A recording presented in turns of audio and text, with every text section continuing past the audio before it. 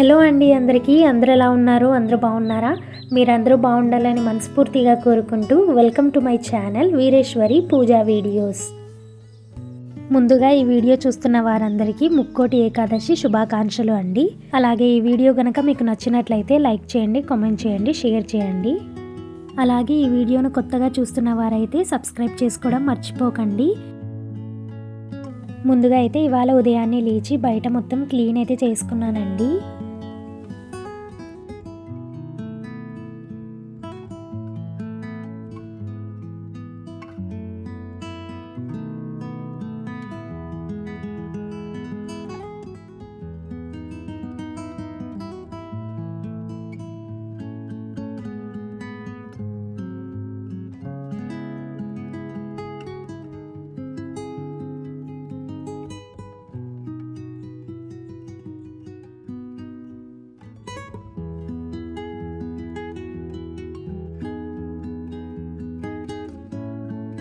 ముందుగా రాగి చెంబును ఇలా పూలతో అలంకరించుకొని ఇలాగైతే పెట్టుకున్నానండి. ముందుగా గడపనైతే పూజించుకొని ఆ తర్వాత తులసమ్మ దగ్గర దీపం అయితే పెట్టుకుంటానండి.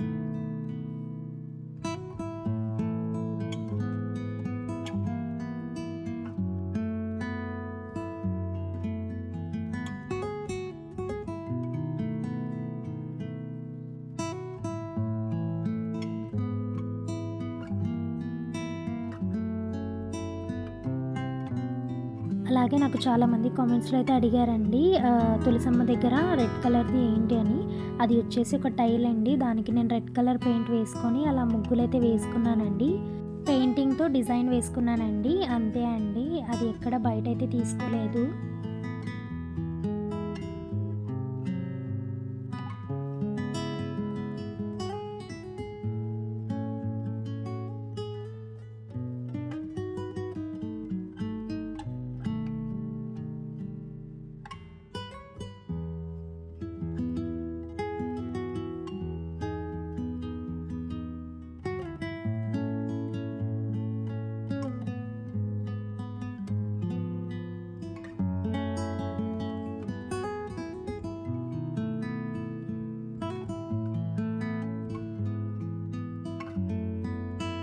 తులసమ్మ దగ్గర దీపం అయితే పెట్టుకున్నానండి. ఇప్పుడు కిచెన్లో అయితే అన్నపూర్ణాదేవికి దీపం పెట్టుకుంటాను.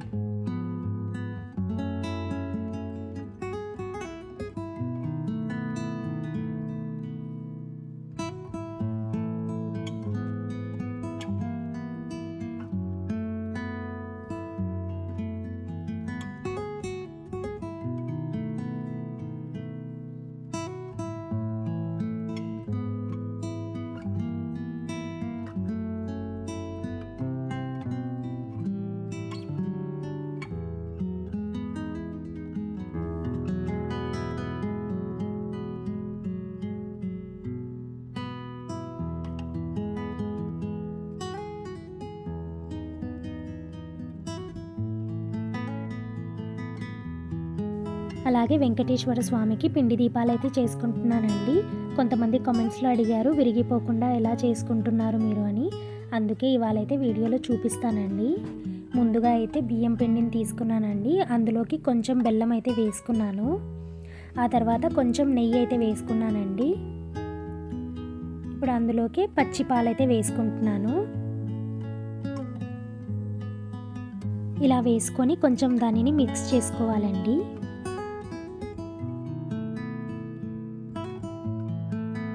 ఆ తర్వాత కొంచెం మంచినీళ్ళు వేసుకోవాలండి. ఇలా కలిపి ముద్దలాగా చేసుకోవాలి. ఒక 5 నిమిషాల పాటు ఈ పిండిని అయితే నేను పక్కన పెట్టుకుంటానండి.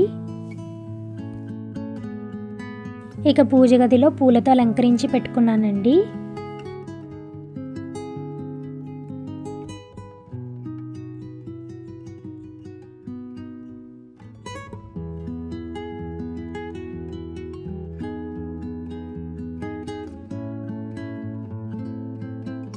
ఇక ఇప్పుడు పిండి దీపాలను అయితే చేసుకుంటానండి.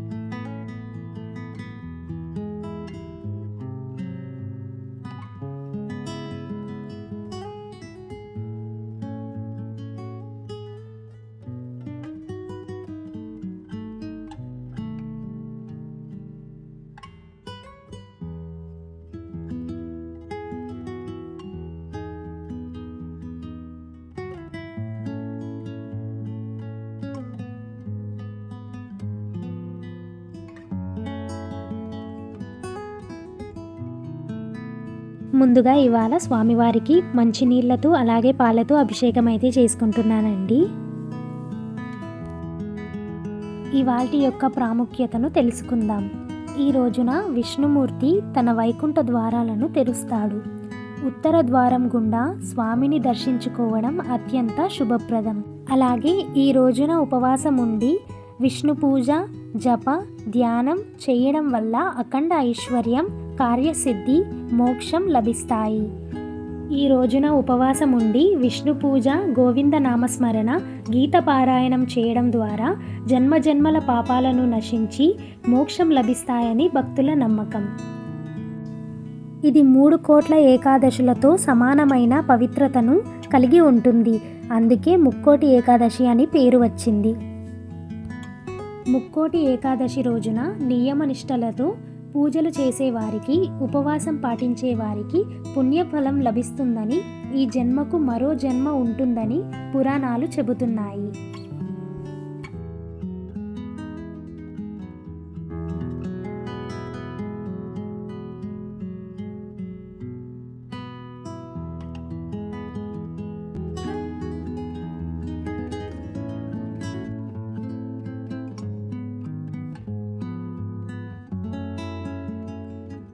ఇక స్వామివారికి అభిషేకం చేసిన తర్వాత ఇప్పుడు పూలతో అయితే అలంకరించుకుంటున్నానండి. ఆ తర్వాత పూజ అయితే స్టార్ట్ చేస్తాను.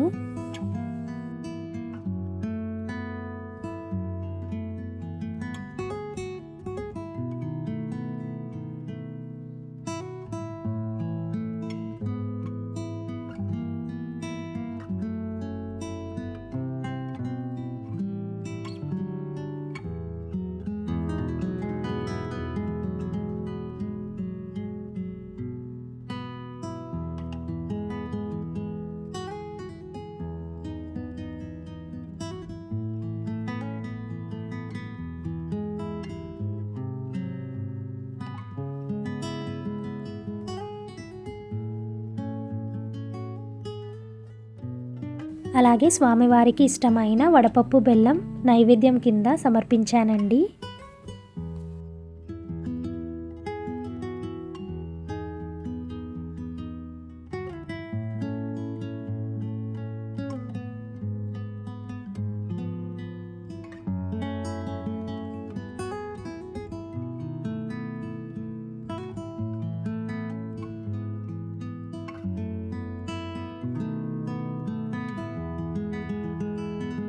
అలాగే స్వామివారికి తులసి దళాలను అయితే సమర్పిస్తున్నానండి.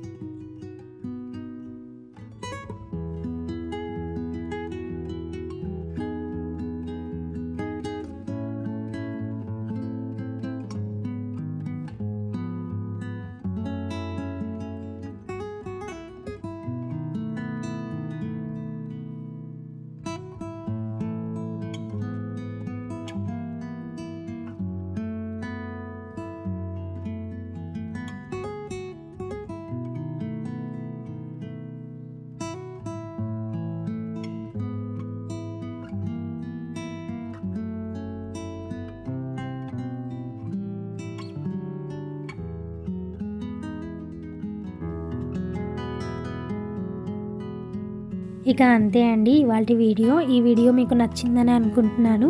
ఒకవేళ నచ్చితే కనుక తప్పకుండా లైక్ చేయండి, కామెంట్ చేయండి, షేర్ చేయండి, అలాగే సబ్స్క్రైబ్ చేసుకోవడం మర్చిపోకండి. ఇంకో మంచి వీడియోతో మళ్ళీ మీ ముందుంటాను. అంతవరకు చూస్తూ ఉండండి. Thank you for watching. Bye అండి.